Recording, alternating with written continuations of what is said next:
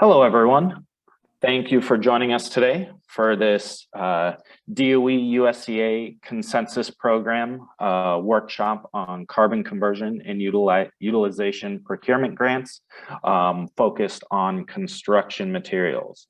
My name is Alex Krauka, and I am a Seattle-based consultant for USCA's Consensus Program. And for those of you who don't know what the Consensus Program is, it is a cooperative agreement with DOE's Office of Fossil Energy and Carbon Management that seeks to educate the public, policymakers, industry, and other stakeholders, and seeks to build a consensus on the benefits of and requirements for carbon capture, utilization, sequestration, and other carbon management technologies, such as carbon dioxide removal, kind of within that CCUS umbrella, methane emissions mitigation, sustainable development of rare earth elements and critical materials, and the like. We do this through a series of activities, such as briefings, workshops, such as the one that we're having today. We put out various reports and white papers throughout the year, and we also have a monthly news clips that we put out to help keep our stakeholders informed. If you are not on our mailing list and would like to subscribe, please feel free to email my colleague, Michelle Littlefield at mlittlefield@usca.org. Just a quick disclaimer for our work today. I'm not going to read through all of it, but it is there for your reference and posterity. Just a quick note on logistics and ground rules for today. This is a Zoom meeting instead of a webinar. And the meeting is being recorded. And we just ask that you please mute yourself unless speaking, and during the kind of presentation portion of today's workshop, please keep your camera turned off. However, once we move into the breakout sessions, we will encourage you to unmute yourself and to use your cameras. But until then, please stay muted and off camera. Also, this meeting is being transcribed. The recording of the presentation portion will be posted to the event page. However, once we move into the breakout sessions, those sessions will be considered to be under kind of Chatham House rules. We will only be recording them for note-taking purposes and for our summary report writing purposes. We do not plan to make those recordings public.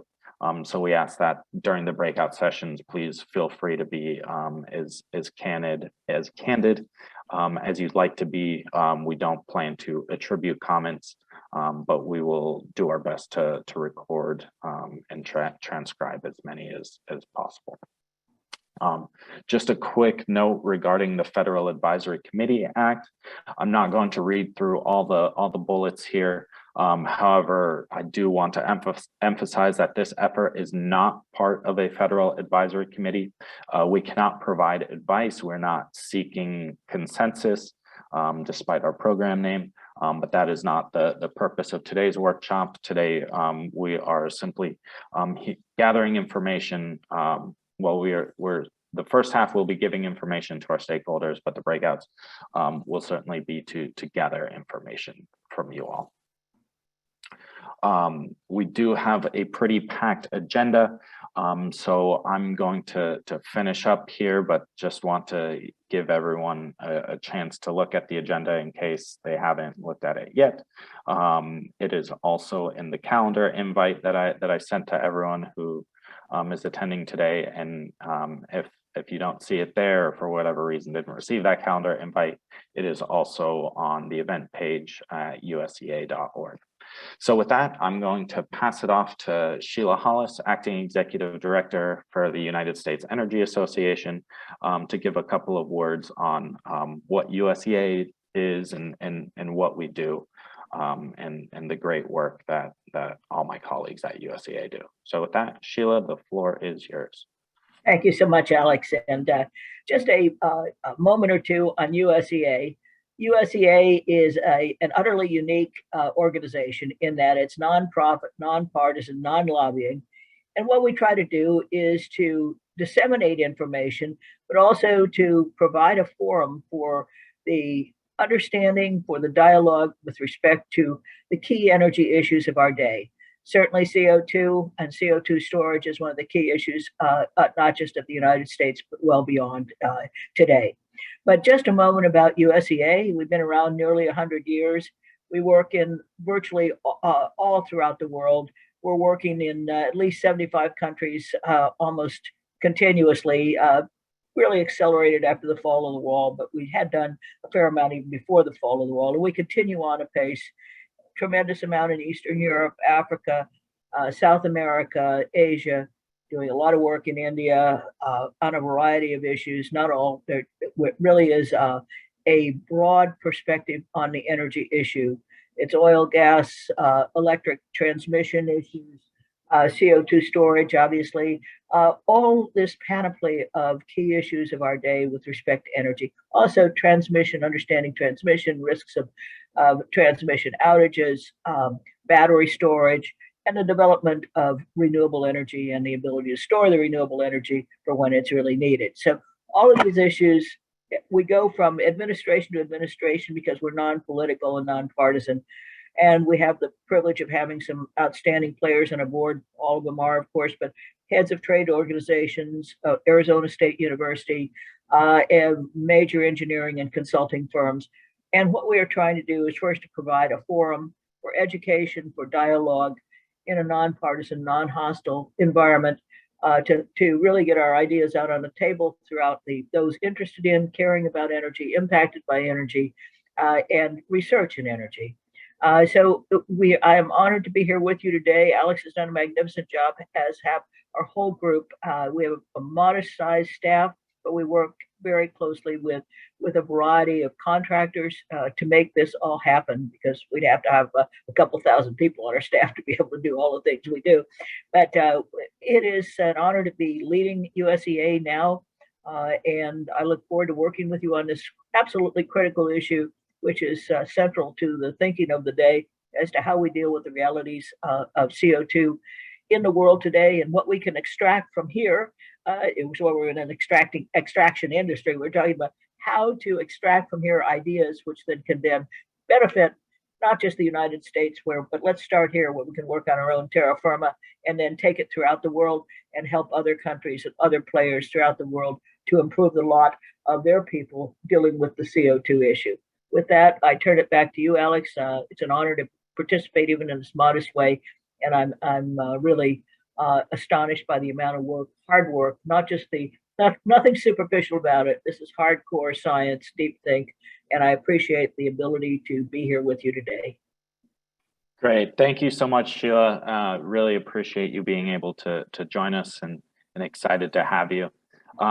Next up, we have a speaker from the Office of Fossil Energy and Carbon Management to give a high-level overview of the virtual and regional meetings, FECM Strategic Vision.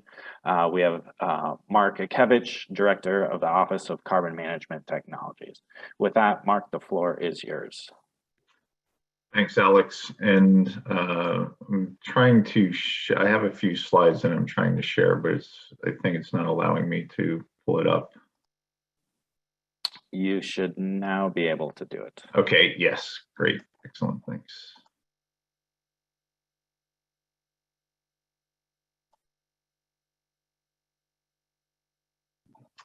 Okay, hopefully that's showing through okay.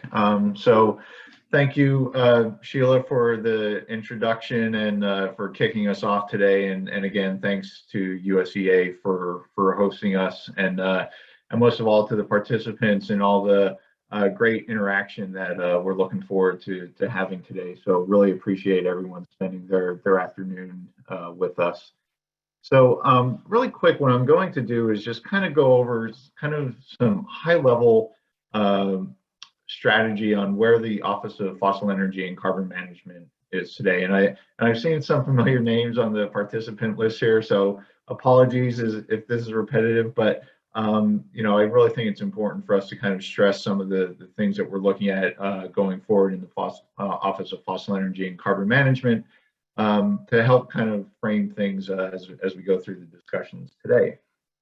So as those who have been around for a while, we had our name change just within the past year where we added carbon management to our name. And this is really to reflect the office's new vision and emphasis on the carbon management aspect of our work, and really aligning to the president's goals of a 50% emissions reduction by 2030, CO2 emissions-free power by 2035, and net zero emissions economy by no later than 2050. And really, when you think about the work within FECM, it really touches upon all the different sectors that we have throughout the economy as well. It's really focusing on that carbon management piece. So just kind of diving down a little bit, and again, this is kind of setting some of the high level framing. I know we're going to have several discussions or presentations later today on the environmental justice and jobs piece, but with our new emphasis, we focus on several priority areas, and at a high level, these are deep decarbonization and environmental justice. And it's really looking at, not just the current way we utilize, extract, and deliver fossil fuels, but also looking at the legacy emissions as well. So just kind of honing in on our priority areas, it's point source capture, and it's not just looking at capture for the power sector, but it's also looking at the industrial sector as well. So cement, steel, petrochemicals. So really taking a much broader approach. As I noted, carbon dioxide removal is becoming a greater emphasis within our program. And then today, obviously, CO2 conversion into products, which what we're really excited to be focusing on with today's workshop. And then finally, reliable CO2 storage and hydrogen production. So that's within the Office of Carbon Management and the areas that I focus on, which are more on the technology and the R&D development side. We also have a collaborative office within FECM called the Office of Resource Sustainability, which focuses on areas such as critical minerals production and methane mitigation. So looking at the extraction side and how do we mitigate some of the methane emissions and tighten up the supply chains, the emissions through the supply chains on our current extraction methods. And ultimately, really looking at how this can help enact justice and support job development within local communities. So you're going to hear more on these efforts later today, but I really want to just note that those are becoming really key areas and that we're building into all the work that we're doing, not just within FECM, but I think throughout the department as well. With that, we've released a new vision for carbon management, a strategic vision document. And I'm not going to hit on this too much just in the interest of time, but it really sets a framework that's showing how FECM will engage across not just the department itself, federal agencies, tribal, international, industry, non-governmental organizations, and various stakeholders. So again, really kind of setting the framework for how we're approaching our work over the next several years. So looking at the infrastructure law, and I can't go into in-depth details on all of these areas, but these are just those that are focused on FECM. And it was $6.5 billion new carbon management funding over 5 years through Iija. Melissa's going to talk about those that were specific to OCED, but we have a lot of collaboration, not just on these activities, but those in OCED, and not just with those OCED, but with the Office of Energy Efficiency and Renewable Energy Loan Program Office. So there's just a general lot of collaboration and focus on the infrastructure law and the provisions, and making sure that we're moving forward in a cohesive and collaborative manner within DOE itself. But just really high level, just kind of focusing on these a little bit. Carbon dioxide removal, and and looking at direct air capture, there's $3.5 billion for direct air capture hubs, 115 million for 2 direct air capture technology prizes, 100 million for commercial direct air capture prize, and 15 million for pre-commercial direct air capture prize. So looking at something that's earlier in the TRL stage. Front-end engineering design studies, while it says carbon capture technology program, these are actually more focused on the infrastructure side. So looking at pipelines, trucks, distribution networks for CO2. And in addition, we actually are working with the Loan Program Office on something called SIFIA, which is related to financing of infrastructure as well, but more on that commercial development side. But there is some good collaboration between what we see with these feed studies and with the LPO office. On carbon dioxide utilization and storage, there's $2.5 billion for carbon storage validation and testing. And then carbon utilization program, 310 million focus on that. You know, and just looking at not just the work that we have in our R&D program, but looking at innovative activities such as the grants programs and some of the things that we might be discussing, that we'll be discussing here today. And then finally, critical minerals and materials, focusing on the work within FE30 on the rare earth elements demonstrations and mineral security processes. So really looking at the demos and supply chains for those efforts. Okay, so I think this is my last slide, and just looking at the purpose of the workshops. We have 2 virtual workshops, one today and one next week. And then we're looking at having 4 in-person regional workshops. I have the dates here scheduled over the next few months. And what we're really trying to understand are what are the issues and challenges associated with procurement of CO2 derived products. Looking at it from a variety of stakeholder perspectives, not just the technology developers, but the manufacturers, those procuring the products, customers, you know, and I'm sure this list is not exhaustive. You know, we can include the regulatory community and others in here as well. But, you know, and obviously today we're focused on the construction type materials, but, you know, really taking a broad approach to what these the conversion products could be. But then also just trying to understand what are the regional differences as well. Are there certain differences or similarities depending on where you are within the part of the country and how this could be developed and implemented. So with that, thanks. And I think we might be taking questions after Melissa. So I'll stop sharing and thank you again, everyone, for spending your time today. Great. Thank you so much, Mark. Great to see yours as well as FECM's leadership, and really appreciate you taking the time out of your day to join us here.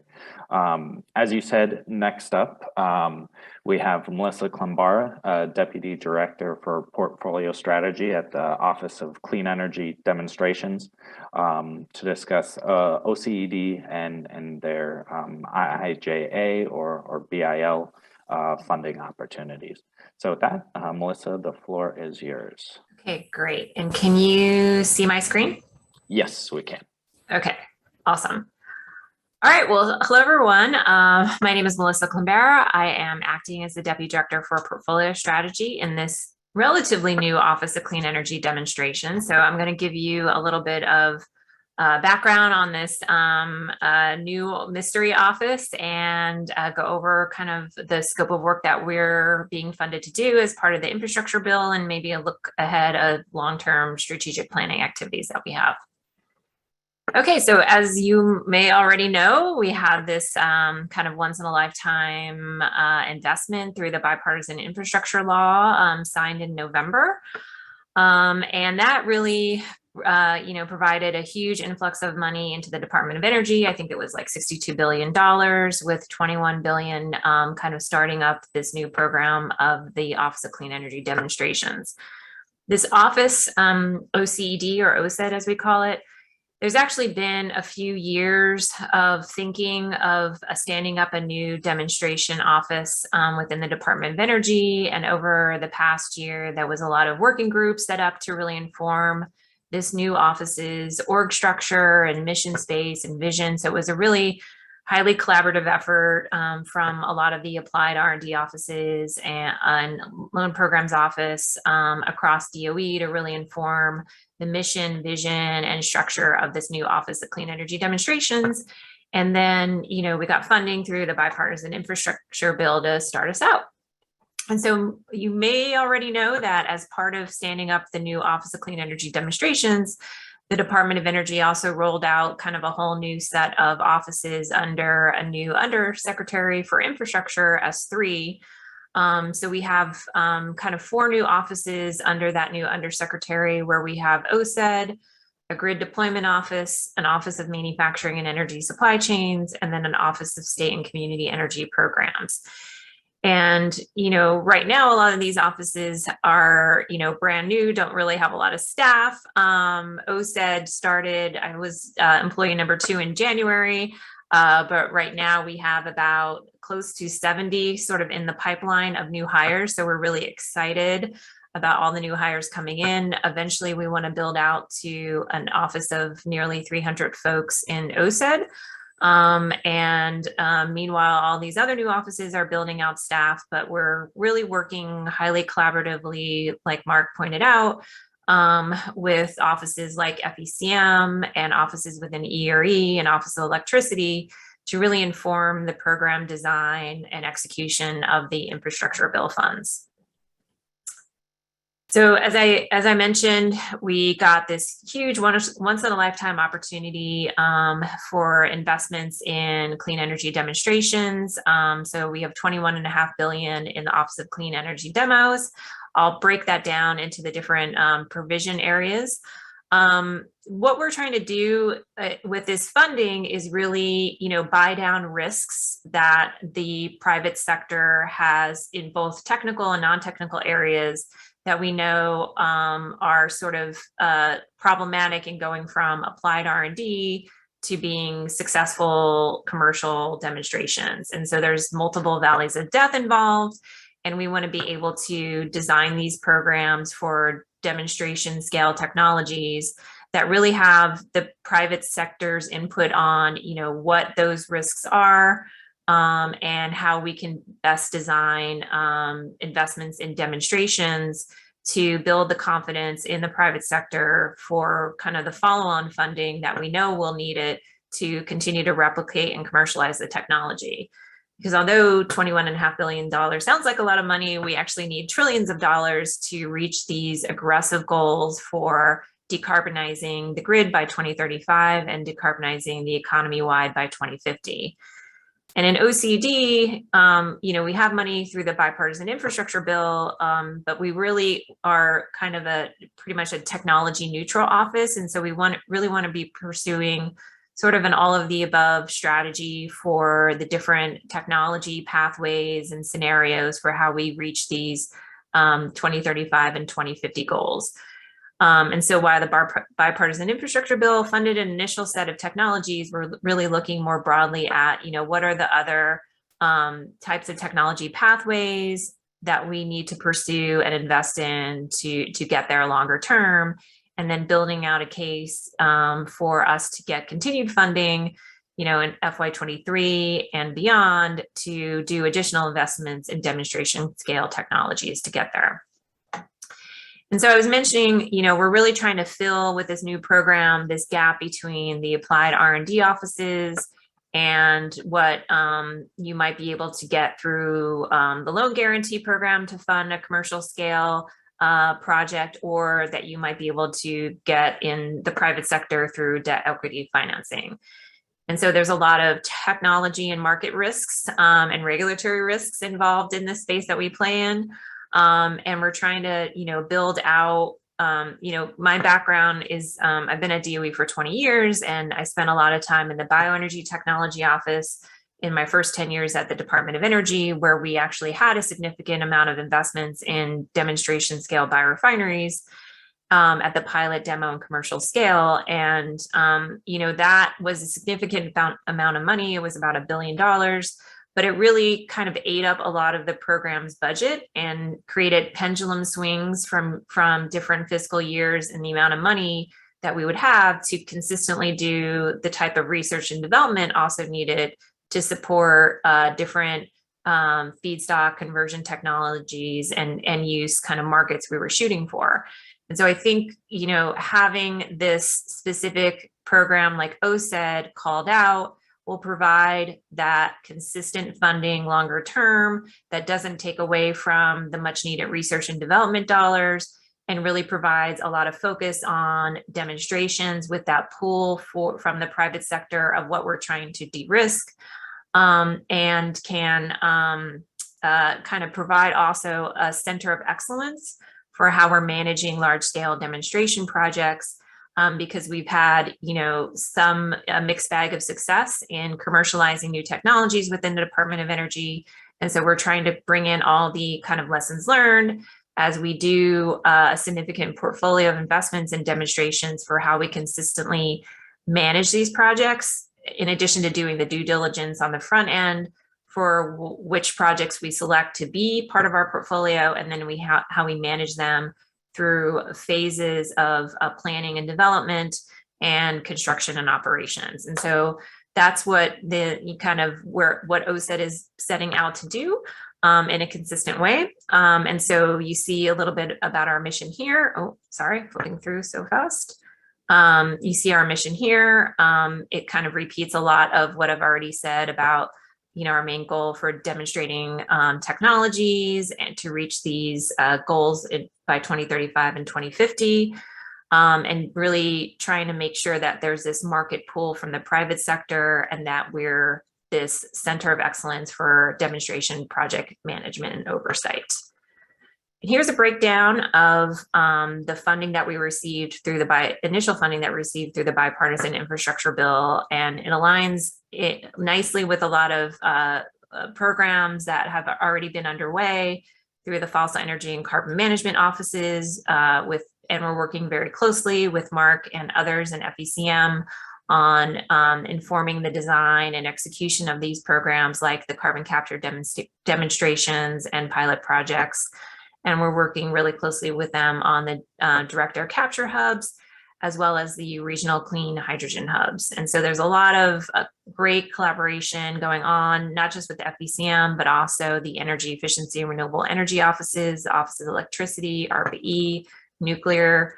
So it's just been great to have this funding and work collaboratively across the Department of Energy to really inform the thinking of the program concepts and designs to execute on. Okay, so with that, this is a website to learn a little bit more about our new Office of Clean Energy demonstrations. And if you have an interest in meeting with us, please reach out through this email address here, and looking forward to your questions. Great. Thank you so much, Melissa. It's really exciting to see the establishment of OSED and its rapid growth as we navigate this kind of technology valley of death on the way to commercialization and deployment. We do have about 4 minutes here for Q&A for you and Mark. If anyone has any questions or comments, please feel free to enter them in the chat. We'll give it a couple seconds here, and if not, we'll go ahead and move forward with our next speakers. Yeah, I can put the contact details in the chat. I see someone put that in. Okay. It looks like a question did come in, and I guess what's considered to be a large project, and can they be combined, or can smaller projects be combined as a larger project? Yeah, I think we're thinking, a lot. I guess the answer is it depends. Some of the projects that we're doing, like the regional clean hydrogen hubs, we think, each of those projects could be $1 billion, $2 billion, maybe over $2 billion for the scope and scale of and complexity of the system and systems of systems involved in what we're trying to accomplish through that program. But then there are, potentially smaller demonstrations like the long duration energy storage, or potentially some of the demonstrations that we're trying to do in rural and remote communities or on current and former mine lands, where they will likely not be as expensive. They could be in the 50 to 100 million or maybe 200 million.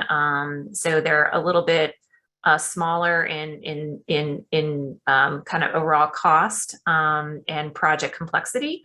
And so it really just depends. But we're trying to make sure that we are, going beyond just a pilot or a prototype, and that it's a meaningful demonstration at a meaningful scale with a level of integration and complexity. And these are really meant to also be ideally going concerns. And so these demonstration projects are meant to continue to operate and provide a return on investment, ideally. Got it. Thank you. And then we had another question come in. How long is the application process, and do we need a third-party group to help us with the process? Yeah, I'll go and Melissa can chime in. So how long the application process, it depends. It's really going to depend on the specific funding opportunity announcement and the requirements for each of those. So, like what Melissa's talking about with like regional hydrogen hubs may be very different than what you're looking at, say, for carbon utilization grants. So they're very different programs. So it depends. And whether you need a third-party group, that's entirely up to you and, how you want to team. I will say, though, there's just keep track of the DOE infrastructure website and the various program office websites. They're consistently rolling out various funding opportunity announcements. And there's typically a mechanism within those where you can ask questions if there's any specific questions that you have about the FOA to work through that process. Great. Thank you so much, Mark, and thank you, Melissa. We are going to move on to our next set of presentations to discuss the importance of responsible carbon conversion for decarbonization, give an update on the strategic vision and program, to discuss enabling technologies and facilities, and to give an overview of some of the FECM BIL provisions. So with that, I'm going to introduce the fearless leader of this effort of ours with today's workshop, Amishi Claros, who is the Carbon Conversion Program Manager at FECM. And she will also be joined by Joe Stofa, who is a Technology Manager at the National Energy Technology Lab. So with that, Amishi, the floor is yours. Or Joe, if you are. Awesome. Well, we were planning on introducing ourselves, but I think you crushed it. The fearless leader. No one's ever said that before. It sounds kind of scary. As mentioned, my name's Mishi, and I'm the program manager for the Carbon Conversion Program. And actually, I'll be handing off the beginning of the presentation to Joe, and we will close out, or I'll close out later. The other fearless leader, Joe. I don't know about that, but thank you. I appreciate that, and I assume everybody can hear me okay and see the screen. You sound great. Okay, excellent. Thank you. Yeah, so as Mishi has said, my name is Joe Stofa. I'm the technology manager for the Carbon Conversion Program. I am an employee of NETL, which is a national lab under DOE, and Mishi is, of course, with DOE headquarters, Office of Fossil Energy and Carbon Management. So I wanted to start off by going over the strategic vision and programmatic update, and then I'll pass it off to Amishi a little bit later to give an overview of some of the Iija provisions. So what is the mission ultimately, as Mark alluded to, it's about carbon management, specifically for the carbon conversion approaches. We're looking at multiple carbon conversion approaches through a pretty broad mandate, including biological uptake, conversion into fuels and chemicals, and mineralization. And the purpose of this is to mitigate the externalities of fossil fuel use in a just and sustainable way. And the goal is to achieve net zero greenhouse gas emissions by mid-century. With respect to specific goals, we have to find technologies that add value, so they have to economically transform CO2 into products, and that has to be done in an environmentally conscious manner.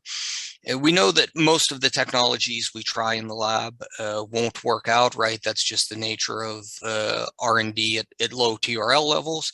But for the technologies that do work out, we like to support them with further integrated testing to support higher level TRL development using representative CO2 streams.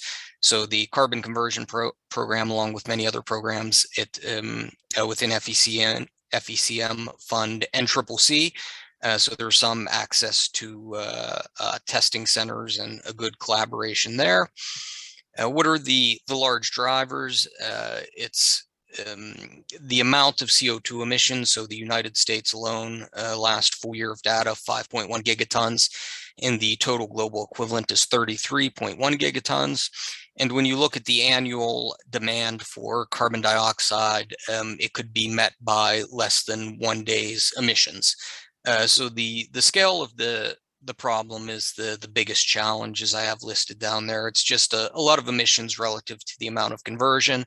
And so that will be tackled largely through decarbonizing electricity production and transportation, but also through converting CO2 into value-added products. Another challenge we try to address within the program is qualifying the economic viability and environmental impacts of the various technologies. So it's relatively easy to qualify technical viability, right? You can get a group of scientists and engineers to review an application in a day and then get back to you, and you kind of have a good idea of whether or not it's technically viable. Whereas the economic viability and environmental impact are a lot more difficult to qualify, and there are a lot more unknowns. There's the unknowns around the availability and carbon footprint of the energy inputs, right? If we're not mineralizing CO2 and heading energetically downhill, we're going to have to put energy into it, which is either going to be in the form of electricity or hydrogen. And the big challenge there, our Yogi Berra quote for the day, it's tough to make predictions, especially about the future. So where are we going to be in a decade with results to prices of some of those inputs, and what's the sensitivities of the various technologies? So trying to accurately estimate those quantities is a challenge. As far as the FECM carbon conversion program itself, there's kind of 3 legs to the stool. There's uptake by algae for bioproducts. There's catalytic conversion into fuels and chemicals, and mineralization into inorganic materials. And specifically outside the scope of FECM's carbon conversion program is biological uptake for fuels production. That's specifically the mandate of EERE's BETO. And I also wanted to point out that the carbon conversion program is not interested in CO2 as a working fluid. So we don't support R&D in the areas of enhanced oil recovery or supercritical CO2 power cycles or those technologies.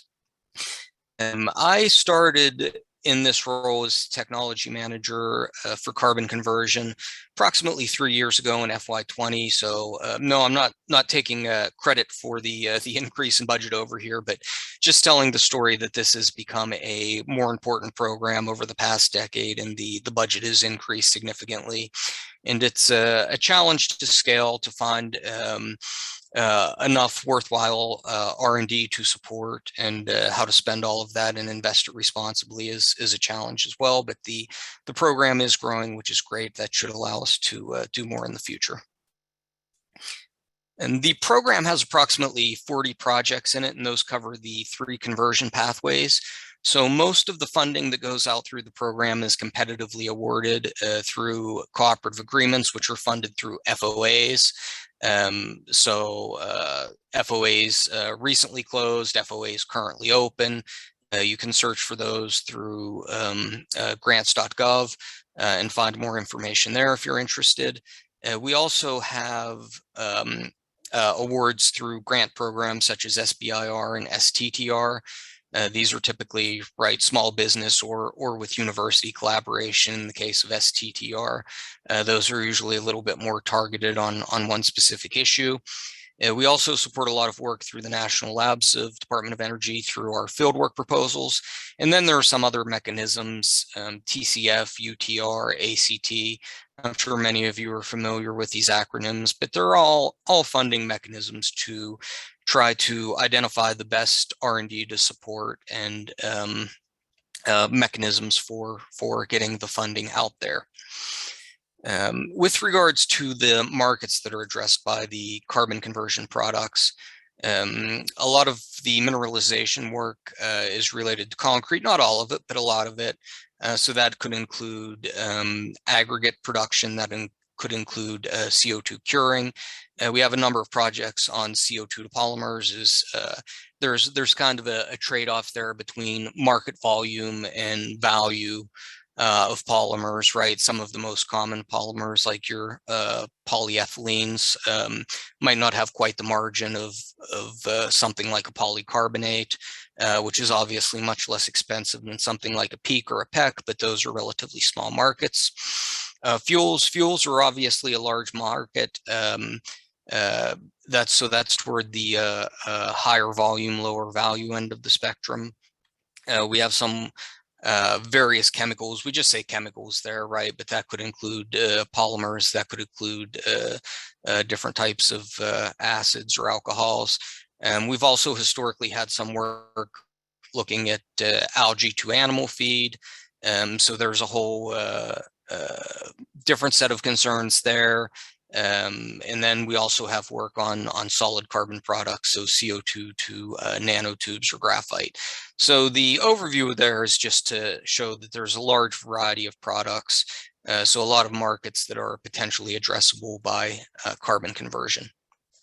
One thing I wanted to highlight specifically is that DOE FECM was the carbon conversion program, was the first to support the X Prize winning R&D by UCLA Carbon Built. So that was one of 2 winners out of 47 submissions. And we have a nice quote here from NETL director Brian Anderson, just about how great it was that we were able to support this work early. And love having Brian Anderson as our director, one of the most intelligent and genuine people I've ever met. So if you ever have the chance, please introduce yourself to him. Some other recent work within the program is we've been supporting R&D in new areas, specifically reactive capture and conversion. So the general idea here is that there's often the expensive desorption step with capture processes, right, where you've absorbed the CO2 and now you have to regenerate your solvent or sorbent. So the idea behind the reactive carbon and conversion R&D that we support is basically to eliminate that step by taking a loaded sorbent or solvent and converting that directly to a product, thereby eliminating the energy penalty associated with the regeneration step. Obviously, the drawback there is that you have to have a less expensive solvent or sorbent as it's incorporated into the final product. We have a lot of collaboration, and this is something that Amici at HQ really does a great job of, is reaching out to other departments.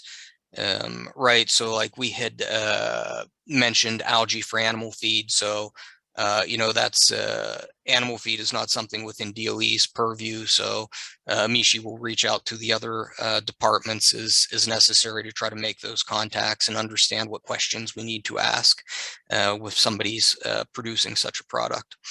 I'll say that the interest in carbon conversion has increased drastically over the last 6 months. So I've been in this role for approximately 3 years, and I've received more emails and calls in the past 6 months than I have the first 2.5 years. So there's a drastic increase in interest. And then I highlighted some of the funding possibilities, FOA 2614, carbon management, which is currently open. That's includes many different topic areas. And then FOA 2654, carbon utilization technology, improving efficient systems for algae. That was part of that was FECM funded in collaboration with EERE BETO. So that is closed at the moment, but those are some funding opportunities that have been active this year. I wanted to briefly touch on enabling technologies and facilities as well, and just give a brief overview of NETL. So as I mentioned at the top, I am an NETL employee. So NETL is a little bit different in that we're the nation's only government-owned, government-operated national lab. All of the other national labs are contractor-operated.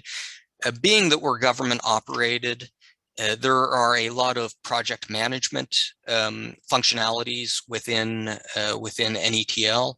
So when many of these cooperative awards agreements are placed, the awards are managed by federal employees at NETL. We have a robust finance and acquisition center that places and negotiates many of these awards at NETL, and myself as a technology manager, having some authority over program direction at NETL. So the lab's a little bit different, and the basic focus of NETL is to be the premier energy technology laboratory. And obviously we have a lot of work from fossil energy and carbon management that is, I think, going to make a large impact. It's a problem that needs addressed, and I think we are well positioned to do that. I also wanted to briefly cover some of the capabilities within NETL. So I had spent some time prior discussing the external awards and external mechanisms, but we also have a lot internally that we can do at NETL, and this is through the Research and Innovation Center. And this is the part of NETL that's more like a traditional national lab, in that it's not project management, it's researchers running experiments in the lab. So we have a world-class life cycle analysis team through the Energy Systems Analysis team. We're active in the CCU Assessment Harmonization Group. The challenge, of course, of working to harmonize LCA methodology with other groups, and also just general collaboration across multiple offices and departments and external entities. Then we also have a techno-economic analysis team through our energy process analysis team. We know that all successful technologies must add value, but also we have to be cognizant of trying to predict how these technologies behave under different future scenarios. So yeah, life cycle assessment, obviously vital for determining how state-of-the-art technologies compare to the new technologies. So the R&D we support, we have to know how that's going to compare what's currently out there in the marketplace. And that goes from extraction through end of life, so-called cradle to grave. Finally, I just wanted to finish up with a little bit about why TEA and LCA are so necessary, and it's because the future is uncertain. So when I think about it, I kind of think of three grand visions. We have the vision that tomorrow will look a lot like today. These are kind of the more conservative projections that say basically changes are going to be gradual. There's going to be a mix of fossil, renewable, and nuclear resources, abundant waste heat, and electricity prices around $60 to $80 per megawatt hour. Then we have the inexpensive and abundant hydrogen scenario, which is, if you believe in DOE Earthshot as I do, we're going to have $1 per kilogram hydrogen within a decade. And how is that going to affect things? Well, obviously that decreases the price of energy input into CO2 tremendously. So some of the thermochemical conversion of CO2 into chemicals and plastic starts to look more attractive. And we see industry widely decarbonized, especially with respect to some of the biggest emitters today, still cement and fertilizer. So hydrogen can play a major role there. And then the final view that we kind of consider is the Techno Cornucopian worldview. This is the worldview that's kind of made famous by many out of Silicon Valley, that says we'll have inexpensive electricity of $20 to $30 per megawatt hour. everything that can be electrified will be electrified, and obviously that's very favorable for electrochemical approaches, and takes care of some of the carbon emissions that are perhaps associated with transportation. So yeah, we use a lot of TEA and LCA to try to determine how sensitive various technologies are to this future scenarios. And we'll just kind of track this over the coming years to see which way things are going to break. And then if that wasn't enough, there are also all of the other unknowns, such as carbon prices and credits. What will direct air capture cost be in the future? Because obviously that's always a competitor to utilization technology, is that you just perform business as usual and clean it up later with DAC. So you need to know what the DAC costs are relative to the conversion price, and then other energy breakthroughs that may be on the horizon. So that's all I had for my portion of the presentation. I think I left you enough time, Amishi, so I'll go ahead and pass it to you, and then I'll just drive the remainder of the slides. Thank you. Is there still a little bit of a feedback with me? No, you sound good. All right, awesome. Well, I just want to take a second and just thank you, Joe. That was an incredible amount of background on the program, on the R&D that we do. And if anyone, myself included, had tried to do that, we would have been here until 4. So that was wonderfully done. So thank you so much for that. So as I mentioned, Amishi, we're going to be shifting gears a little bit. What Joe covered was our R&D portfolio, what we've invested in, our day-to-day work that we have done thus far over the last decade. Now we're going to dive a little bit more into the Iija and what that language has, the opportunity that was created from that language for our program. So next slide, please, Joe. All right, I'm going to try to keep this under 15 minutes. Here is the best place to start. It's section 40302. This is actually a very distilled summary of what the Iija language actually says. It directs the secretary to establish a program for eligible entities. I bolded eligible entities. It's the first bit of guidance that that Congress has provided us, and I'll go into it in these critical components in my next slide. But the program is for eligible entities to submit an application. The eligible entity, if their application is approved, will receive a grant to procure and use commercial or industrial products. This is the second bit of guidance that Congress has given us. They're asking eligible entities to receive the money. Those are the folks that will get the grants themselves, to purchase and actually use a commercial product. So that isn't really like a carbon offset.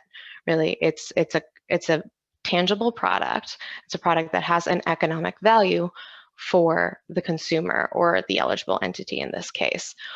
So that's a different component than what we usually do, which is, investing in technology developers to build out the products. Rather, this is a market pull.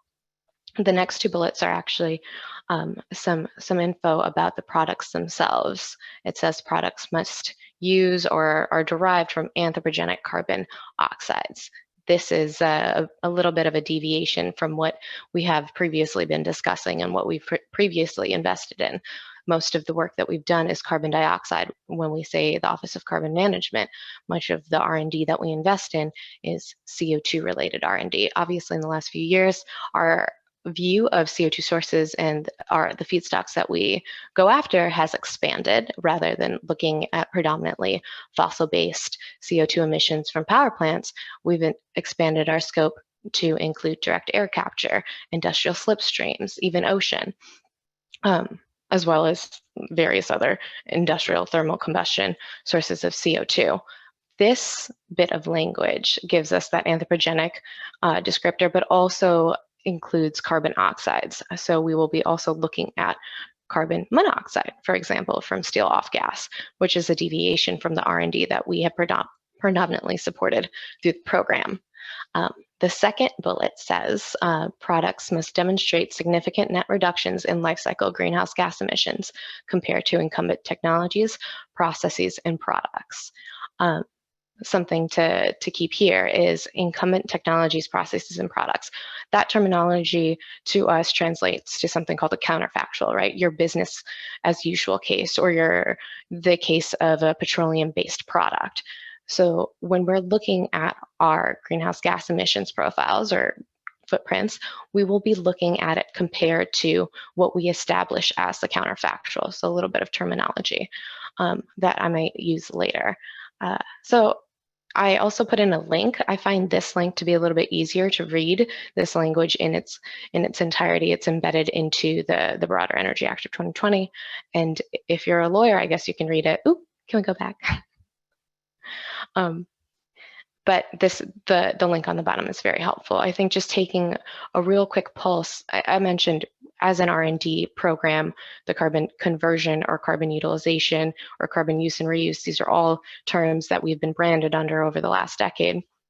We have really invested heavily into the technology development portion. This program is vastly different. It improves that market demand, that purchasing power explicitly for select stakeholders. So with that, will hopefully come more technology deployment, but that's underlying an assumption, the assumption that there's a flowing pipeline of deployment-ready technology. So that's something that we've had to also keep in mind. Also, I think Congress was very, very smart in understanding that there are CO2 premiums associated with the technologies that we have been developing something from a novel carbon oxide feedstock will inherently be more expensive, especially in the beginning, than compared to your counterfactual. So improving the financing opportunities and subsidizing premiums can actually, hopefully, will secure more offtake agreements and help financing options and deployment into the future. So broadly, very great program, very different perspective on how we approach the business case of carbon management and carbon conversion products. Next slide. Thanks, Joe. All right. So this is the part of the language that probably caught everyone's eyes. It was the money. As you can see, we have money appropriated to us over 5 years. The summation being about 310 million over these 5 years. And there's a couple of critical points I want to make about the money and the language associated with it. This funding was attributed to the program. So if you see section 40302, it says Carbon Utilization Program. That funding could specifically be used for R&D programmatic purposes or items detailed in Iija, such as the Procurement Demonstration Grant. This funding level will be weighted against, the funding level of all of these actions are weighted against each other in terms of like program priorities versus interest in the procurement grant versus other, other pressures and congressional direction that may come in the future. There are a couple things that we can say about this funding level, right? There is going to be an aggregate cap. The aggregate cap is the 310 million. We will not be breaking the 310 million into any aspect of this program over the next 5 years. We also envision that this program shouldn't have a static funding amount. If this program is successful, we envision that it will be dynamic and hopefully grow as the program gains success. So that's why we have that second bullet there. DOE total funding for the demonstration procurement grants is flexible. Second thing, I italicize something again. I know it seems like I do this arbitrarily, but this is important. Demonstration has a very specific legal connotation, so I am told. Demonstration has a connotation that is a 50% cost share. So 50% cost share is required. What does that mean? It means for the product cost, at least 50% has to be paid by the recipient, or just it has to use non-federal funds.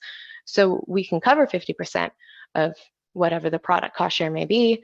However, we cannot reimburse G&A, design, planning, and construction costs, additional costs due to utilizing this conversion product in its application.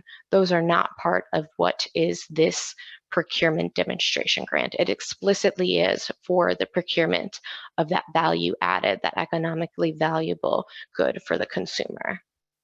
Finally, I wanted to talk about, two things. I wanted to talk about the eligible entities. We have these two. Mark did a wonderful job, as did everyone, Melissa and Joe, but Mark did a good job about talking about the workshops that we're having. These two virtual workshops this week and next week are really targeting the CO2 manufacturers. We're hoping to gain a lot more insights to build upon what we first learned from the RFI. Following these two virtual workshops, we're actually going to be having regional workshops in which we are trying to target explicitly these eligible entities. I'll be talking about the RFI later, but in our RFI, we did get really good engagement from our typical stakeholders, such as industrial players. We're hoping to improve eligible entities and partnerships with those listed here, such as state government, local government, public utilities, and that also includes tribal utilities. But those are the folks that will explicitly obtain the procurement grant funds. Finally, the last bullet, net reduction in life cycle greenhouse gas emissions. This is, again, one of the most final, probably biggest critical points on the program. How we define these products, how we measure them, how we verify them will have a large impact, will be a defining characteristic of what we can subsidize, what we can provide grant funding for. So according to the program, we read that language, that second bullet that I read out loud, as there will be an LCA requirement in some fashion in this program. One objective from this outreach and building upon the RFI was to gain stakeholder perspective, especially from those that build the actual materials, on how best to leverage LCA for carbon conversion. And I highly encourage you to provide your feedback via the breakout groups and the group discussion that we're going to be having in the second half of this meeting. We will be establishing the program by November. That is the timeline. So stay tuned for further details about how we will implement LCA. But until then, I have some preliminary things that hopefully prompt more conversation. Next slide. Thanks, Joe. All right, this is our starting point on how the program, in terms of R&D program, approaches LCA. As you know, carbon utilization is very unique, and it's really a combination of carbon capture, your carbon source, and your conversion program. So you have a variety of carbon sources, you have a variety of conversion programs. So in essence, you can get variety squared system arrangements. So the variety squared makes assessing them very, very difficult. It's actually a very technical term. It's a large number. So when we're looking at LCA, we're looking at a way to create uniformity and transparency across the variety squared number of systems that we can look at. And it's been hard, and it's very hard to reconcile reconcile products or systems that are already out there, such as, Buy Clean, that rely on systems like a product category rule or very specific groupings, because the program itself looks at such a wide variety. So this toolkit that I have on screen, which you can find on that URL link, is one of the first attempts that the R&D program did to try to provide that uniformity and that transparency and methodology when looking at LCA. It has a guidance methodology. It has other parts of the toolkit, such as open source LCA software, a database that's been populated with some existing data that's helpful, and examples, and as well as an Excel sheet that can help you, an Excel tool that can help you translate over whatever product you're using or tool software you're using into something that is compatible for us to read. I want to also highlight that we have this blue square. That's fairly new, and it's almost it's an addendum. So it's almost like a read along to this toolkit that provides the guidance that is used by LCA applications. I want to draw it to your attention. They're not the exact same product. They're not the exact same methodology, because LCA is very particular to its end use. What we are looking for and what we're assessing for on the R&D portfolio will be different than what we're assessing for in 45Q, which is very commercial-based deployment, and that will be different, and the R&D program will be very different than, say, for the procurement grants. So that's a little bit more about what we currently have within the program developed at NETL. Next slide. I'll go over the preliminary LCA process that we're looking at for the procurement grant program. And here it is in extreme detail. But this is a preliminary process, and really I hope that you use this and provide feedback in relationship to what you've experienced and what we're also proposing. So the first step would be a product manufacturer completes an LCA for an eligible product, right? You need to figure out if your product counts, and it's done in accordance to publicly accessible guidances, and they will submit, manufacturers, perhaps some of you, will submit your LCA for review. DOE will then, in step 2, review the LCA. And we will review it for the following criteria. Does it conform to the guidances? We're not trying to establish whether or not your LCA is, we're not saying your LCA is the most accurate thing it will ever be in its entire life. We understand there are data constraints and availability constraints. What we are trying to do is establish uniformity and transparency across all the applications that we read. So we will give the approval whether or not it conformed to the guidances. And second, we're setting our initial threshold at 10% over business as usual. So a 10% improvement compared to your counterfactual. All right, so this is the first 2 steps. You have now been green stamped. You have been approved as a manufacturer, as a vendor. Eligible entities then, those are those local governments, state governments, public utilities, tribal utilities, can then engage with the manufacturers, and you guys can go in partnership, and that will be the component, the primary component of your application to receive a procurement grant, or pardon, when I say you receive, the eligible entity to receive the procurement grant to purchase the COX-based product. So very, hopefully we'll spark some discussion. Hopefully we'll get feedback about what you all have experiences with in terms of LCA, in terms of sustainable procurement. But this is just something to build off of right now. Next slide, I want to talk about a little bit on our RFI results. So this RFI was submitted, I believe, December, months ago, earlier. I'm very bad at time. And I just want to give a really quick overview of the type of feedback we've received. I mentioned that we had a variety of respondents, over 50, but a large component were in fact industrial folks. Next slide, I'll just try to hurry up. And the core essence, the distillation of a lot of our results are here. They'll be available for the slides that we send out. And I just want to flag that this market case, this non-attractive business case for CO2 or COX-based products was very apparent.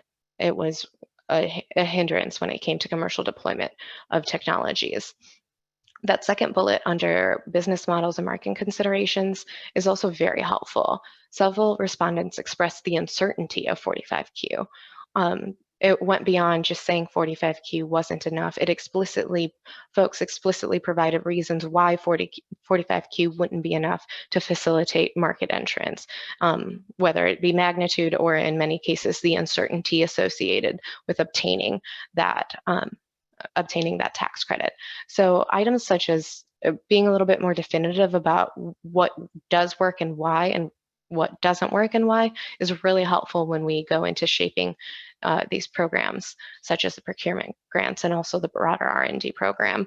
Others responded that DOE should engage stakeholders on multiple levels, especially with individuals such as yourselves that are industry, and also there is no current standard practice to measure, quantify, or report the carbon footprint. That verification, that reporting is an underlying necessity when it comes to validating carbon utilization or carbon conversion products.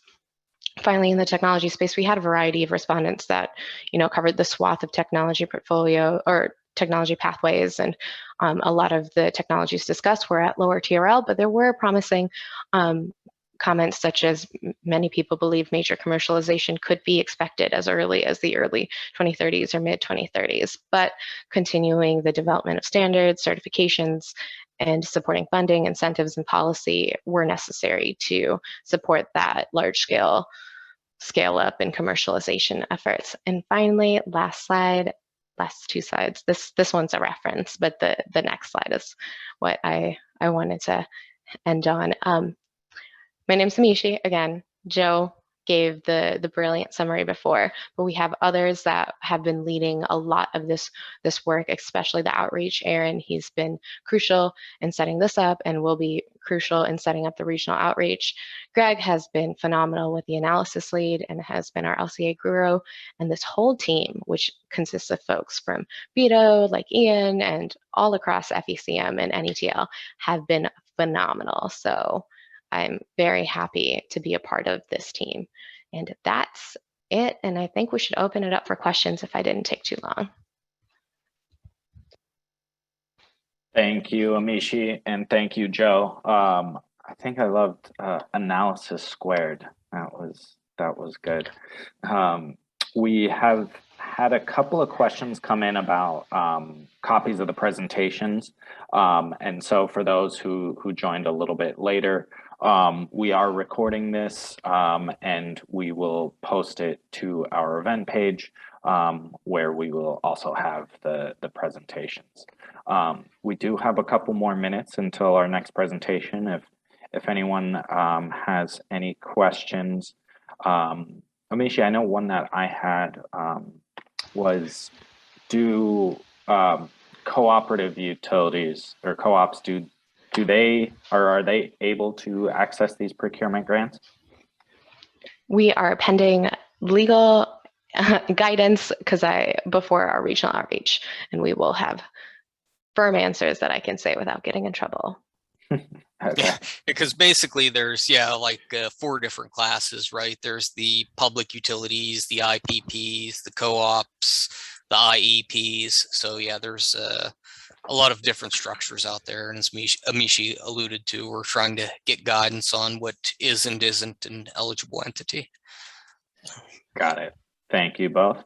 And then another question that came in, will the Iija procurement support also apply to federal agencies? That one we have asked, and it does not.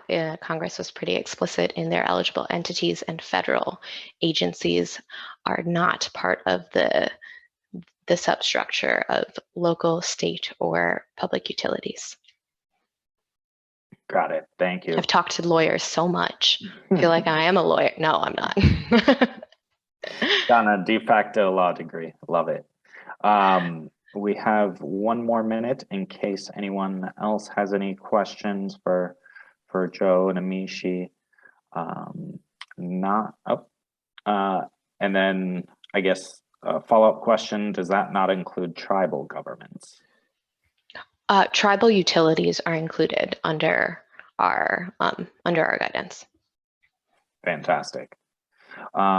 With that, sorry, go ahead.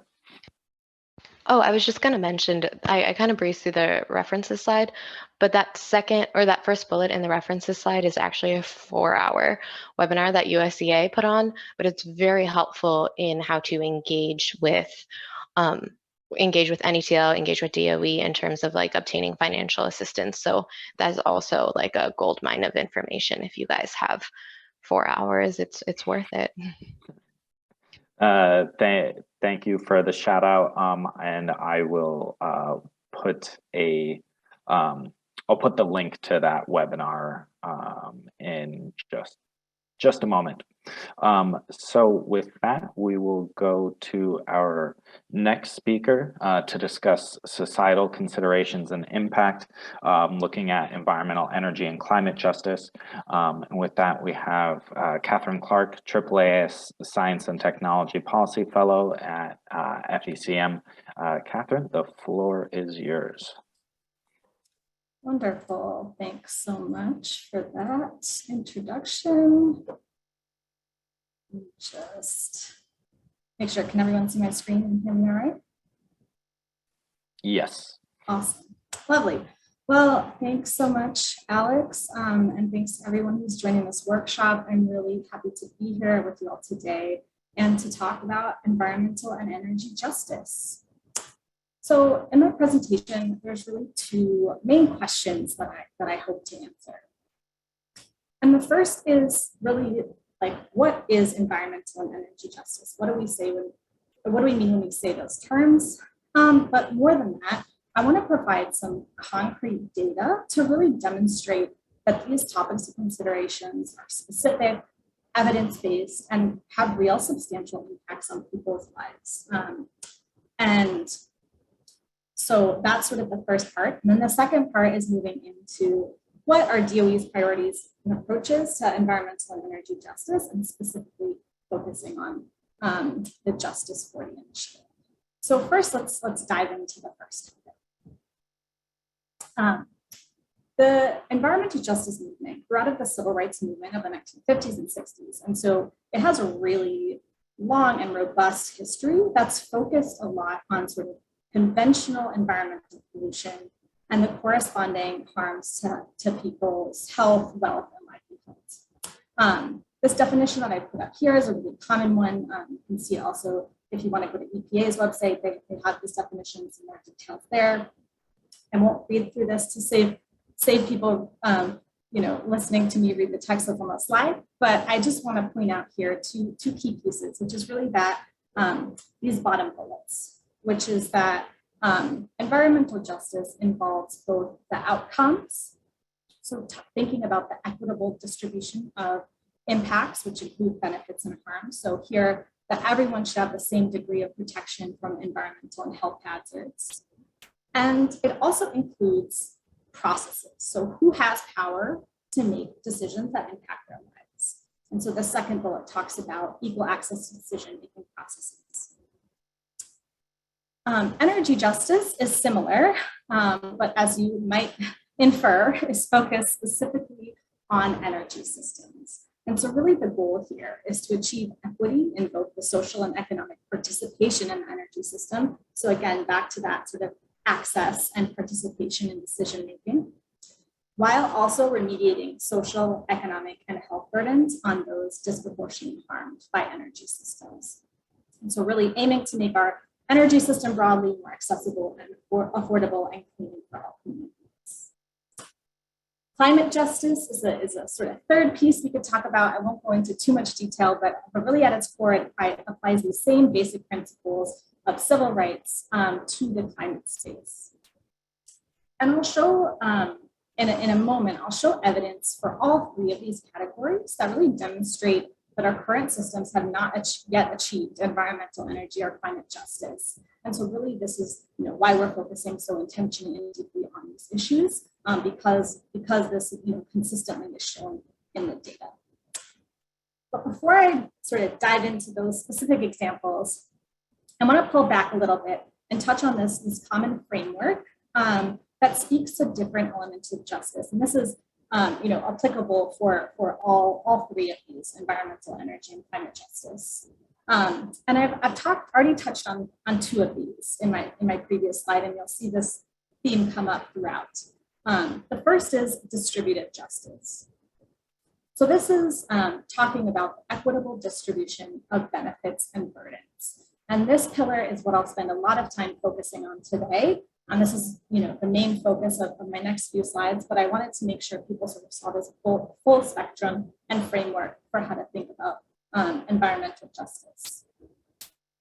The second is procedural, and I touched on as well. And this talks about, who has power, again, to make decisions that impact their lives. So focusing on broad and meaningful participation.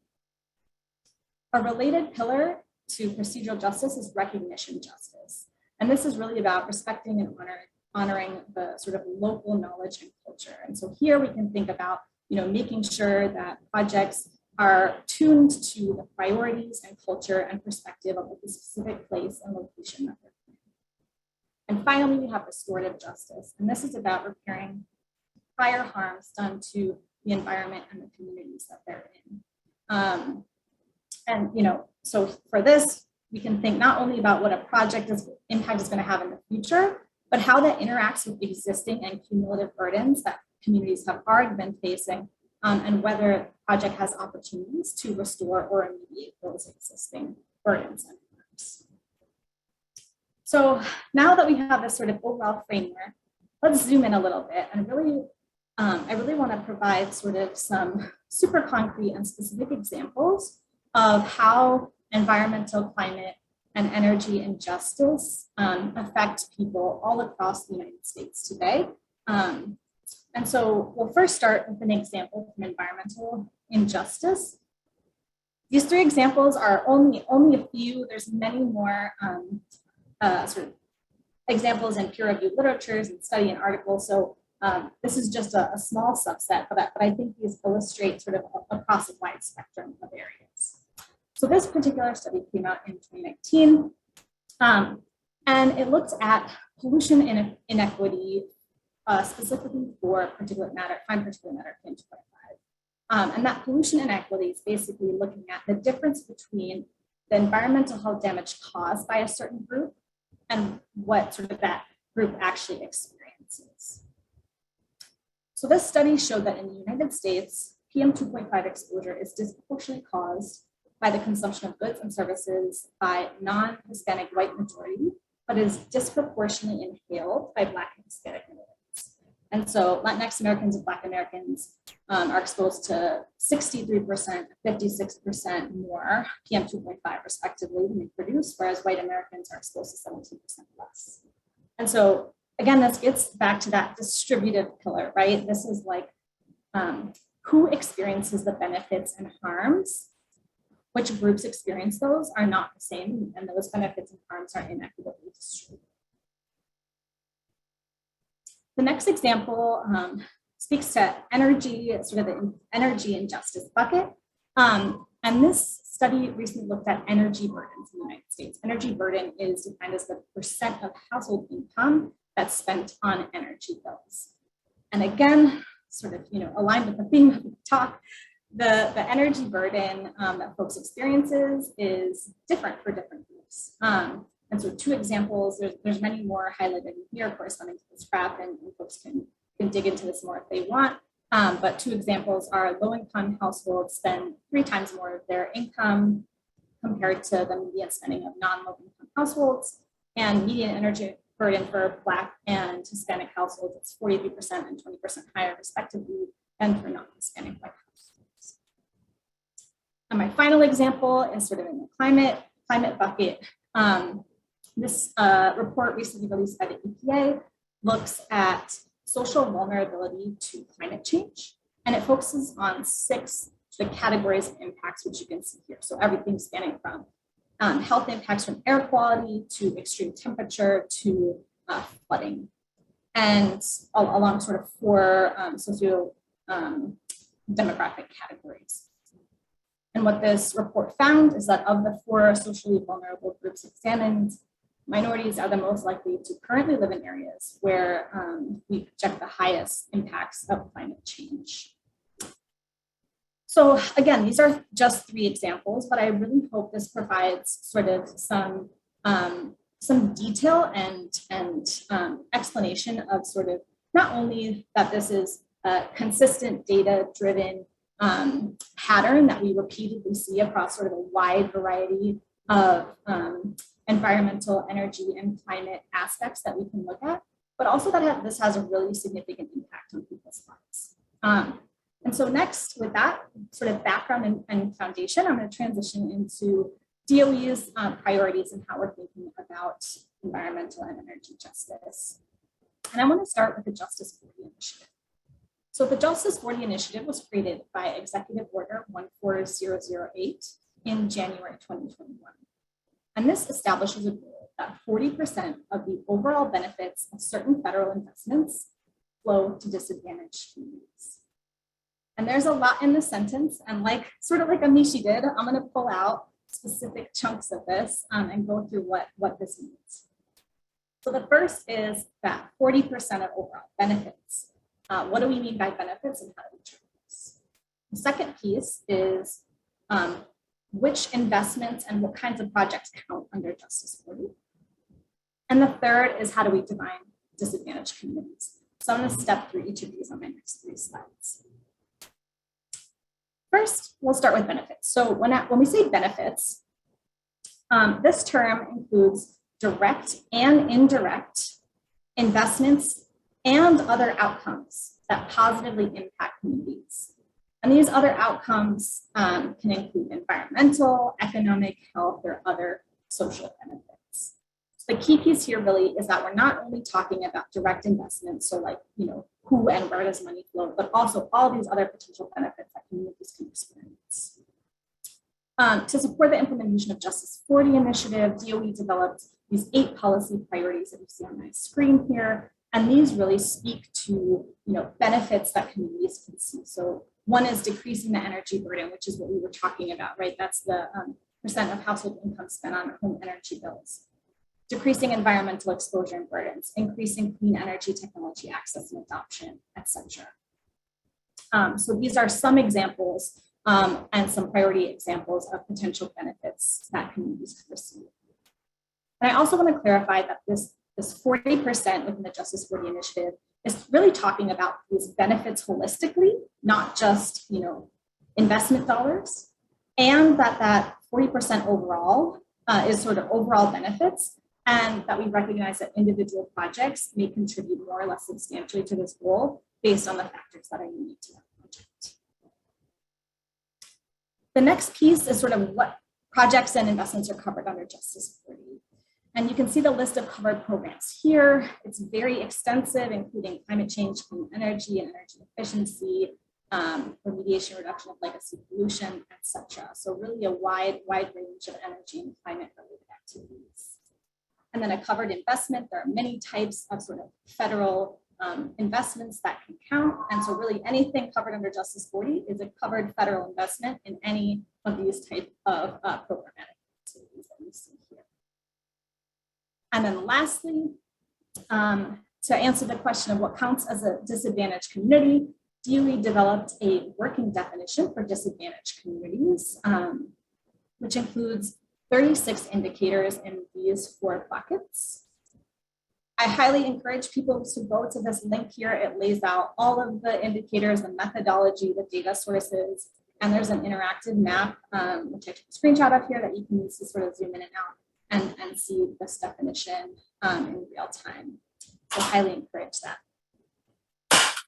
And then, sorry, if you are hearing, my cat is not going to do something on the counter. And then lastly, within the Office of Fossil Energy and Carbon Management, in the space of energy and environmental justice, our funding opportunities will include requirements broadly on societal considerations and impacts, which includes energy, environmental justice, and Justice 40, engagement, DEIA, and quality jobs, which our next speaker will talk about in depth. And then finally, as you heard about from Mark and others, our new strategic vision highlights that advancing justice, labor, and engagement is one of our 3 priority directions. So with that, thanks so much for your attention. This is a really exciting space to work in, and looking forward to the discussion. Thanks. Great. Thank you so much, Catherine. It really is an exciting space and a really important topic. So thank you for taking the time to present that to us. Next up, we have Christy Veeder, Senior Advisor in DOE's Office of Energy Jobs, to discuss enabling the energy jobs of the future. With that, Christy, the floor is yours. Thank you. Let's see if I can figure out how to share my screen. Let's see.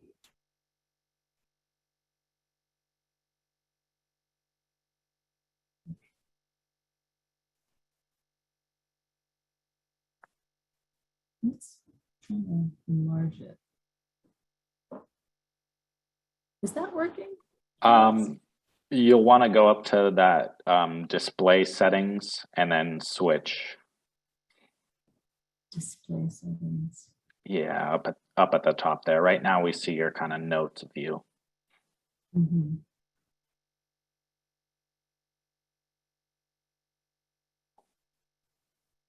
Let me try something else.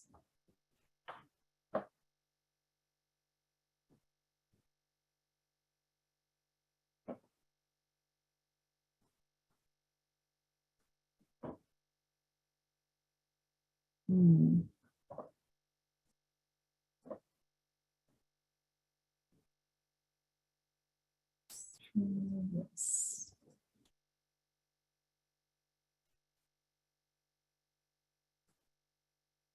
Okay.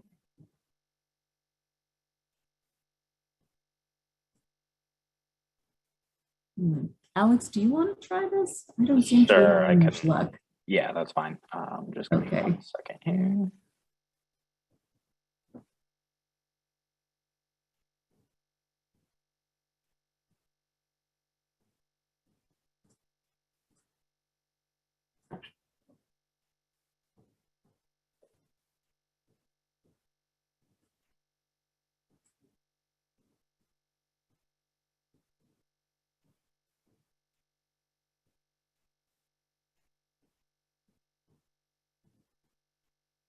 All right.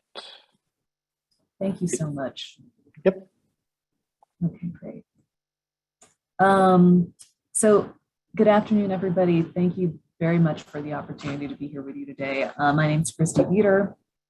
I'm a senior advisor in the Office of Energy Jobs, which is part of DOE's Office of Policy, which serves as a hub for policy analysis, design, and coordination across all of DOE.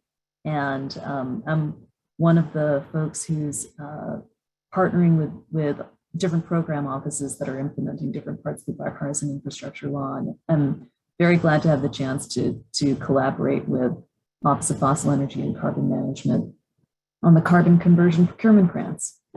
Next slide, please. As many of you may be aware, DOE and Secretary Granholm are very supportive of the administration's goals and priorities around good job creation. If you've heard Secretary Granholm speak at any of her public events, chances are very good that you've heard her describing with great enthusiasm and alacrity the tremendous opportunities for job creation through all of DOE's work, and especially through the implementation of the Bipartisan Infrastructure Law. It's something that she's very vocal about, and all of DOE's program offices are standing firmly beside her and behind her in helping make this a reality. Next slide, please. And as you likely also have heard, the White House and President Biden have been very forward about lifting up good job creation and jobs with worker voice and worker empowerment. This is something that has come through in a number of different executive orders, and is something that we're working on a whole bunch of different fronts to implement across all the work that DOE does in our different programs, in our procurements, in the full range of activities that DOE supports both internally and outside the agency. Next slide, please. I think that I think it's helpful to zoom out a little bit and be reminded of the fact that there are some really big, ambitious things that DOE and other agencies that received BIL funding are looking to achieve through the implementation of these programs. Melissa described it, it's true, this is the largest investment in Department of Energy since the agency's founding in 1977. And it is hard to overstate the significance that folks across DOE are putting into really capturing the opportunity to make this a transformative moment for Americans and for the economy. The technical details are incredibly important and have required a lot of time and attention, as you heard and learned through Joe and Amishi's presentation. A lot of really detailed and highly technical thinking has been put into the development of this program. At the same time, we are reaching really far to try to figure out how can some very, perhaps like surprisingly overarching, far-reaching goals in terms of supporting, all different parts of the economy and improving our economic resilience are being baked into these provisions. I've listed some of the main ones here. some of the primary things that we're looking to do really focus on how can we make the American economy overall more resilient, more equitable, more sustainable through the deployment of different bill programs. How can we use the opportunity of all of our different bill provisions to strengthen American competitiveness on the international stage? That's something that's, that's always been important. And especially, we feel the importance significantly every day right now with the unfolding of current world events. Translating that resilience from the international stage to different regional economies all around the country is also a central part of this. In particular, capturing the moment to strengthen America's manufacturing and supply chain capacities. There are so many opportunities to do this, and folks all across the Office of Fossil Energy and Carbon Management, and also all the other DOE program offices are thinking and collaborating on how we can accomplish this, also with many other federal agency partners. Speaking to what Catherine was talking about just a few moments ago, making sure that the benefits of this transformation are felt in all communities, and especially in rural, underserved, historically marginalized communities. Unless we can make sure that the most disadvantaged among us are sharing in the fruits of this transformation, we will not have fully succeeded if we can't manage to do that somehow. And of course, supporting the creation of good jobs with worker voice is a really essential part of achieving all of these different goals. I think one only needs to think about the different bullet points on this slide for a moment to realize that they're all very closely connected with each other. Achieving all of these things depend on each other. And these are all things that have been part of DOE's mission for a long time, but we are expanding the ambition with which we are pursuing them in a really significant way right now. And, it's, I think, based on the cumulative effort that's gone into developing programs that can help support these goals, these will probably be an important part of DOE's work for a significant time to come. Next slide, please. Thinking, a little bit more specifically in the context of jobs, about what this can mean looking forward. This is Bureau of Labor Statistics data that was published by the Pew Research Center, I believe last year, or maybe a couple of years ago, and it shows, it illustrates, quite clearly that despite the fact that the manufacturing sector is still a really important part of the US economy, when adjusted for inflation, manufacturing wages have stayed fairly constant over time.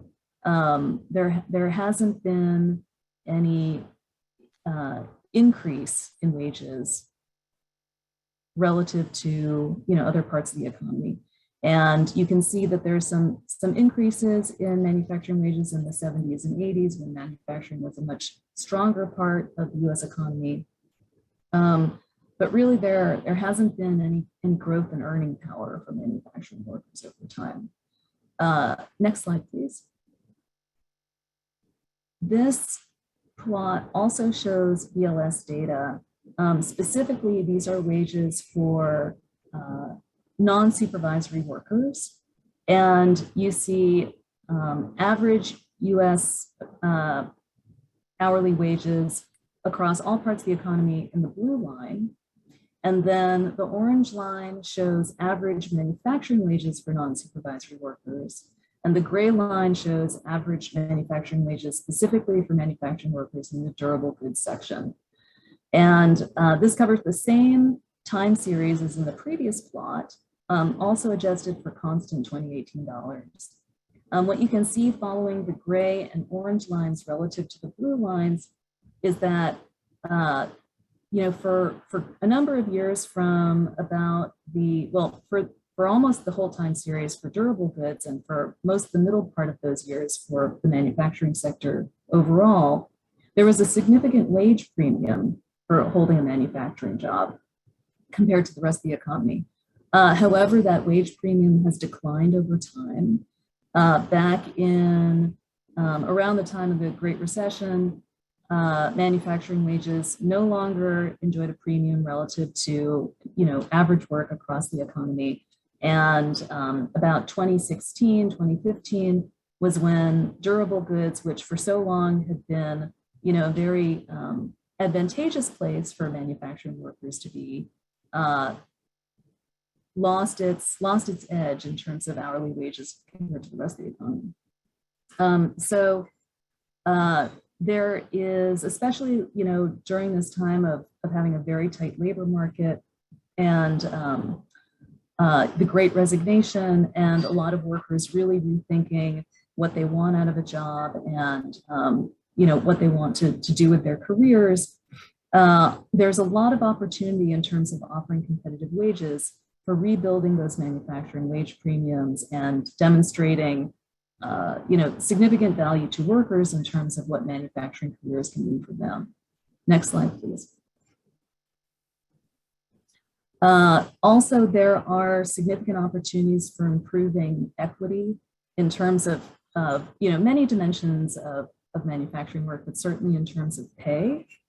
It's fairly widely known and has been demonstrated in numerous pieces of research that significant wage gaps exist both for women and for people of color and other historically marginalized workers.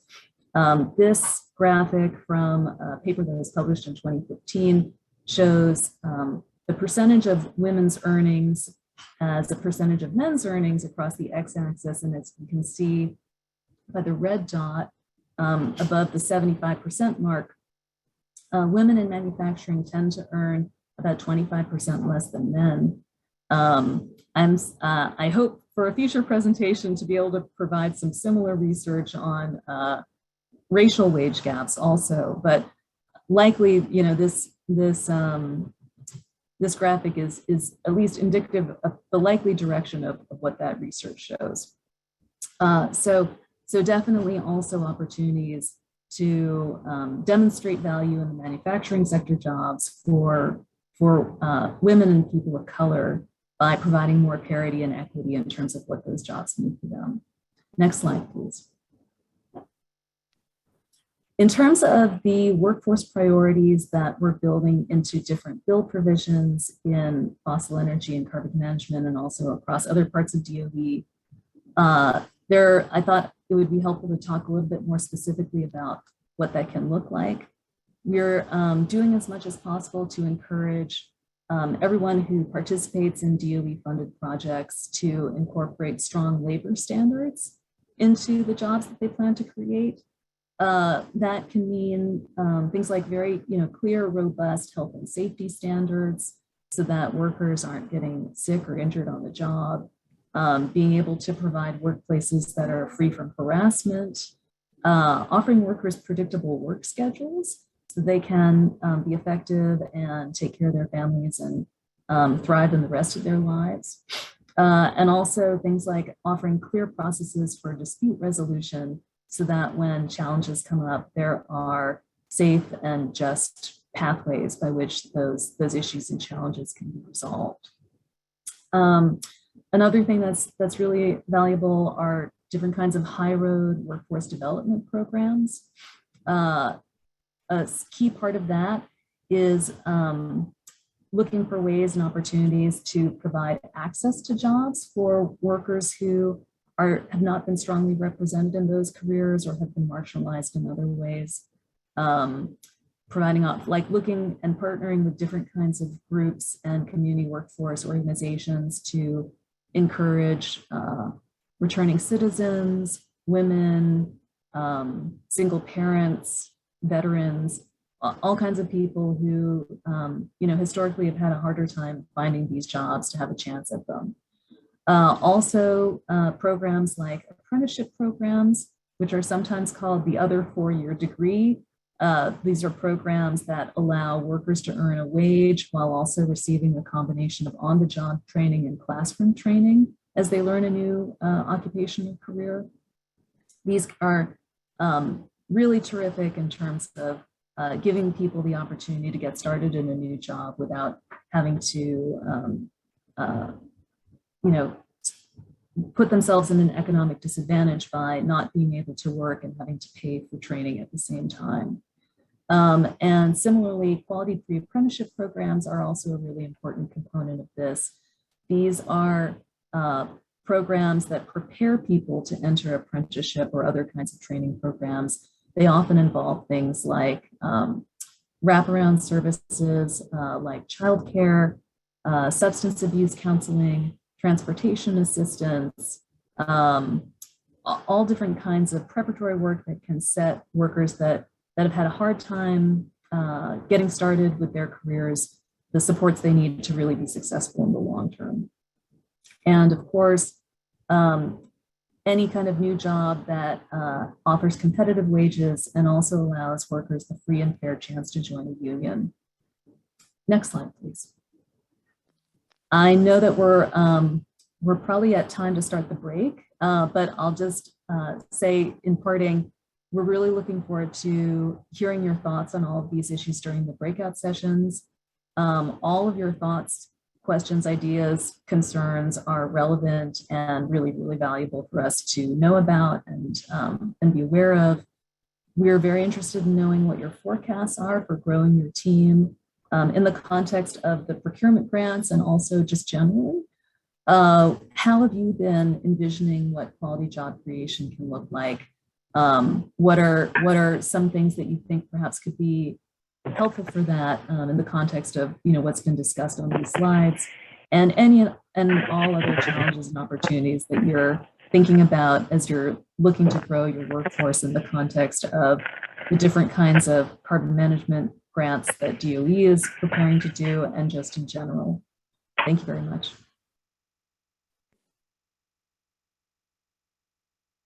Great. Thank you so much, Christy. Really appreciate that. My dad is a union member, so I know this work means a lot to me on a personal level. As you said, we are about to move into our break here. We'll give everyone kind of 5 minutes to use the bathroom, maybe get a snack or something if they want. As we go into the break, I was hoping to pull up a poll. We will try and get a poll up here for everyone to answer as they come back from the break. But with that, we will plan to be back here at 2:55, and we will get started with our breakout portion of today. So thank you to all of our speakers, and we will see everyone back in about 5 minutes here.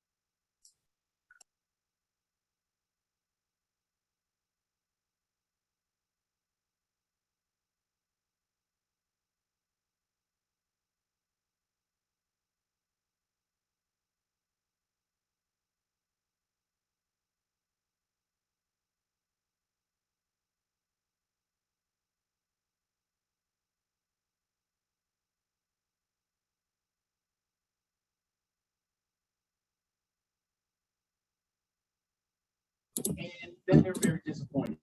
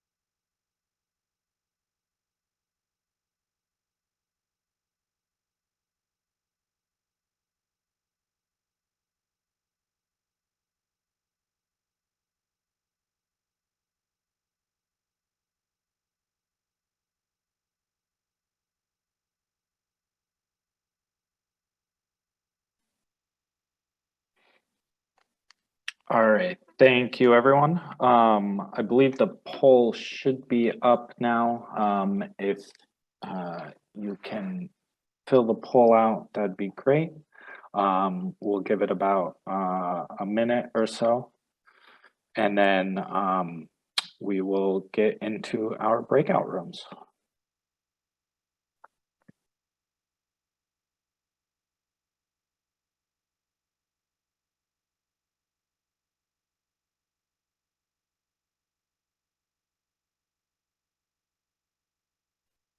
And if someone can just confirm whether or not they are able to fill out the poll, that would be great. Just type it into the chat, please.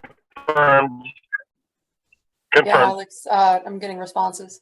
You are getting, okay, great. I just can't see it on my end, so just wanted to make sure. Perfect. Yeah, we did it. All right.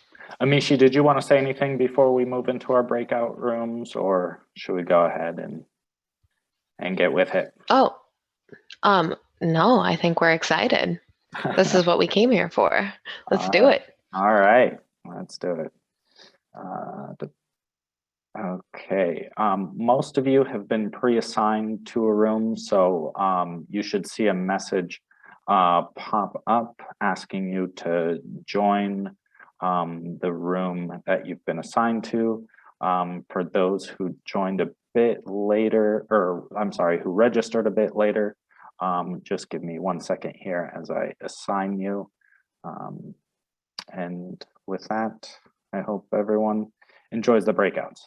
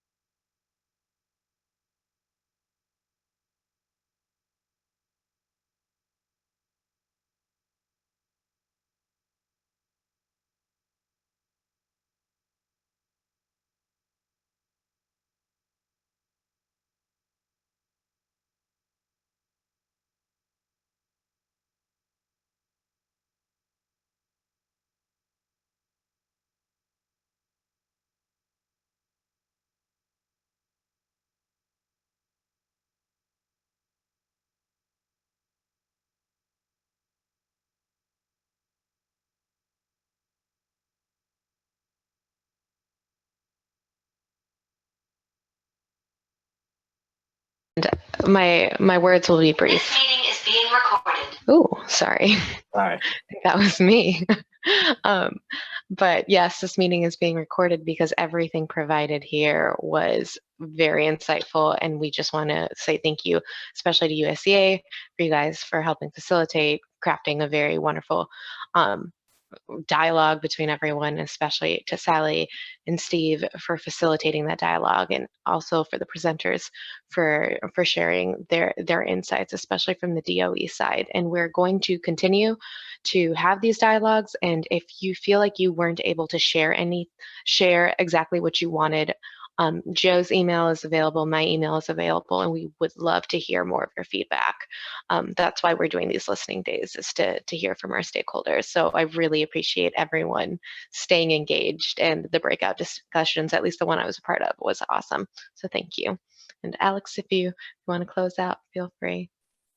Great, thank you, Amishi. And Sheila, I want to give you the opportunity to say a few words as well. Thank you so much, Alex. And it's been an honor to help host this amazing effort.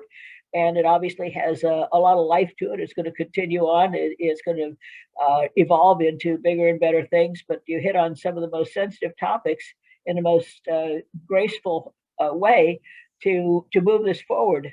Nothing about it is easy. Every step is hard. It's investment of time, money, and thought. And it's just a great thing to see, and the openness with which people shared ideas and the developments that will come from those ideas that were just shared today. It was really gratifying, and USCA is honored to play a role in it. Great, thank you, Sheila. And I just want to say thank you to everyone for taking the time to participate today. Thank you to our speakers. Thank you to our fantastic facilitators. I hope that everyone felt today was useful. Just a reminder, we will post the recording of the presentations as well as copies of the presentations on our event page. And with that, we are a few minutes early, so I'll give everyone 3 minutes of their day back. So thank you very much, and hope to see you all soon. Thanks. Thank you all. Thanks all. This was awesome. Thank you, guys. Thank you.